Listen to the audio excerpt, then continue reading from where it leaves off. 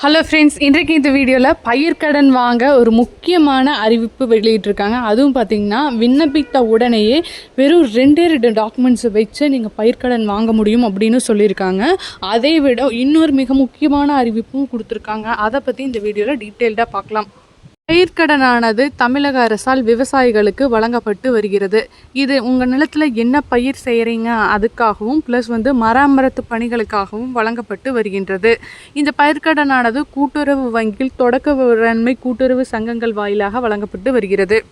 இதுக்கு நீங்கள் பயிர்க்கடன் வாங்கினீங்கன்னா உங்கள் நிலத்தில் என்ன பயிர் பண்ணியிருக்கிறீங்க அப்படிங்கிறதுக்கான சான்று, அல்லது நீங்கள் மராமத்து பணிகள் பண்ணுறீங்கன்னா அதுக்கானது, இது மட்டும் இருந்தால் போதும். அதோடு சேர்த்து உங்களோட பட்டா, சிட்டா டாக்குமெண்ட்ஸ், உங்களோட ஐடி ப்ரூஃப், ஏதாவது ரேஷன் கார்டு, ஆதார் கார்டு அந்த மாதிரியான ஒரு ப்ரூஃப் மட்டும் இருந்தால் போதும். இதை வைத்தே பெற முடியும். விண்ணப்பித்த அன்றே உங்களுக்கு இந்த பயிர்க்கடனானது வழங்கப்படும். அதோடு சேர்த்து முன்னாடி சிபில் ஸ்கோர் நல்லா இருந்தால் மட்டும்தான் அந்த பயிர்க்கடன் வழங்கப்படும் அப்படிங்கிற மாதிரி சொல்லியிருந்தாங்க.